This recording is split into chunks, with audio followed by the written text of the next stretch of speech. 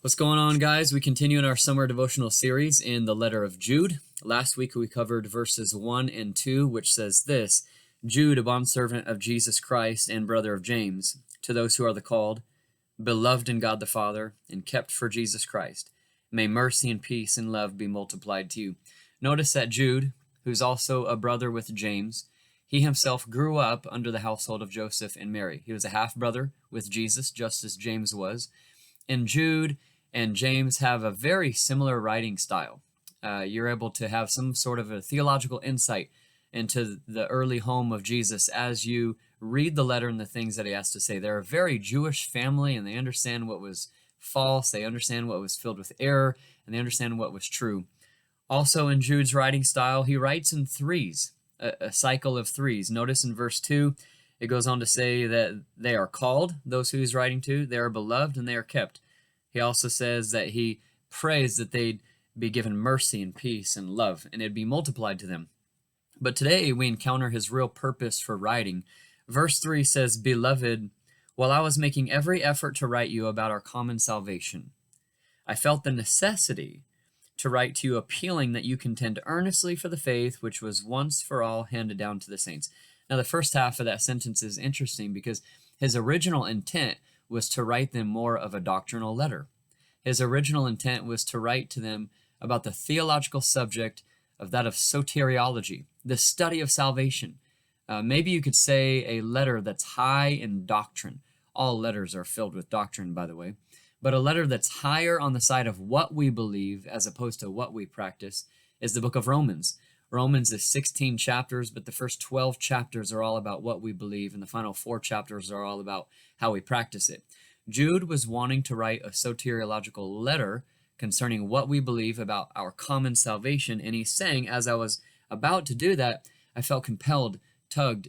The insinuation is that I felt inspired by the Holy Spirit to write to you something that was necessary concerning the contention of the faith.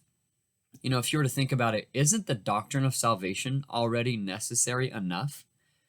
So Jude decides to move away from the absolute necessary message of salvation, and he goes on to something else additional that's necessary in nature. And he says, I felt the necessity to write to you appealing that you contend earnestly for the faith which was once for all handed down to the saints. If you were to think about it, the word here for contend is where we get the word agonize. It was often a word used by the Greco-Romans as it pertained to athletes who wrestle and athletes who participate in the games, that they would work and they would sweat, and when it came time for their competition, that they would give everything that they had so that they would compete well and they would sweat well, and all of the hours of training that they invested in would now find its fruition in the event itself.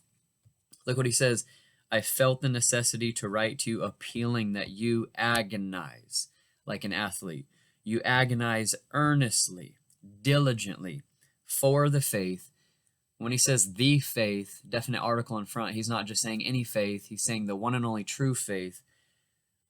I felt the necessity to write to you appealing that you agonize diligently for the one and only faith, which was once for all handed down to the saints. That last phrase is something we can hang our hats on as well. If you think about false teachings come along and say, oh, you've been missing something in your faith. Mormons will say that you've been missing something in your faith all along, so therefore the faith you had was not delivered to you once and for all. The same would be the same with Jehovah's Witnesses, and the same would be said of Muslims and other false beliefs and the New Age mysticism. Anything that says you have to add to the message of early Christianity because you didn't have enough is a lie, and we know that because of this verse.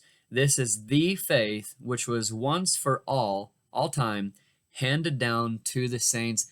We're not neglecting any of it, not abandoning any of it. We're not lacking any of it. We're not waiting for more to be revealed. The only thing that will be revealed, because now we see in a mirror dimly lit, but we only see in a mirror dimly lit because we're waiting on Jesus' return.